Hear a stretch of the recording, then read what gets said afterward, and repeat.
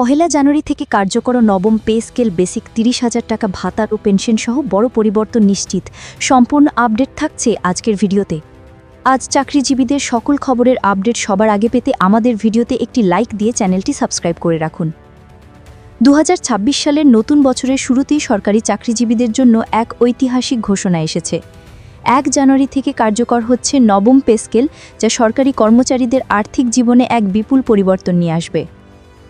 দীর্ঘ বছর ধরে বেতন কাঠামোর পুনর্গঠন এবং পেনশন সহ ভাতার বৃদ্ধি নিয়ে যে আলোচনার চাপ ছিল, তার চূড়ান্ত ফলাফল অবশেষে আজকের বৈঠকে প্রকাশিত হল। প্রধান উপদেষ্টা উপস্থিত সকল সচিব এবং কর্মকর্তাদের সঙ্গে আলোচনা শেষে এই চূড়ান্ত ঘোষণা দেন। নতুন পে স্কেলে বেসিক বেতন শুরু হচ্ছে ৩০,০০০ টাকা থেকে, যা পূর্ববর্তী তুলনায় তুলনীয়ভাবে উল্লেখযোগ্য বৃদ্ধি। শুধু বেসিক নয়, ভাতা, ইনক্রিমেন্ট এবং পেনশন সহ সকল আর্থিক সুবিধায় বড় ধরনের পরিবর্তন আনা হয়েছে। বিশেষভাবে লক্ষণীয় স্বাস্থ্য ও চিকিৎসা ভাতা বৃদ্ধি পেয়েছে, যাতে সরকারি কর্মীরা নিজেদের ও পরিবারের চিকিৎসা খরচ নির্বিঘ্নে মেটাতে পারেন। এর পাশাপাশি হাউজিং, পরিবহন এবং অন্যান্য ভাতাও নতুন অনুপাতে বৃদ্ধি পেয়েছে। পেনশন ক্ষেত্রেও এসেছে নজিরবিহীন পরিবর্তন। পুরনো পেনশন কাঠামোর তুলনায় নতুন পে স্কেলে পেনশন সুবিধা বৃদ্ধি পেয়েছে ১০০% পর্যন্ত। এর ফলে অবসরপ্রাপ্ত কর্মচারীরা আর্থিক সচ্ছল ও নিরাপদ জীবন কাটাতে সক্ষম হবেন। এই পরিবর্তন শুধু বর্তমান কর্মচারীদের জন্য নয়, ভবিষ্যতের সরকারি চাকরিজীবীদের জন্য এক বড় সহায়ক পদক্ষেপ হিসেবে বিবেচিত হচ্ছে।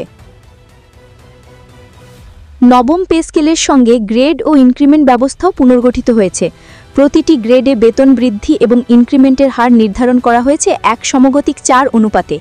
এর ফলে শুধুমাত্র বেতন বৃদ্ধি নয়, কর্মচারীদের ক্যারিয়ার প্রগতিতেও নতুন সম্ভাবনার দ্বার খুলে যাবে।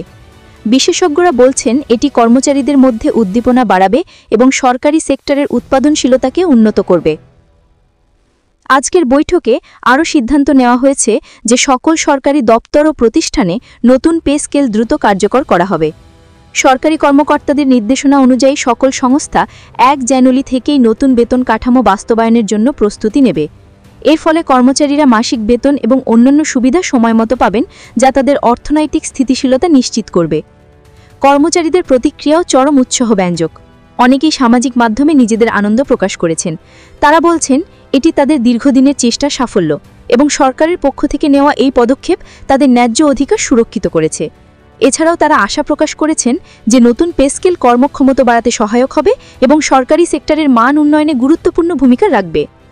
নবম পে স্কেল শুধু অর্থনৈতিক পরিবর্তন নয়, এটি সামাজিক ও মনোবৈজ্ঞানিক প্রভাবও তৈরি করবে। অধিকতর বেতন, ভাতা ও পেনশন সুবিধার ফলে সরকারি কর্মীদের মধ্যে মানসিক চাপ কমবে, তাদের কাজের প্রতি উৎসাহ ও আত্মবিশ্বাস বৃদ্ধি পাবে।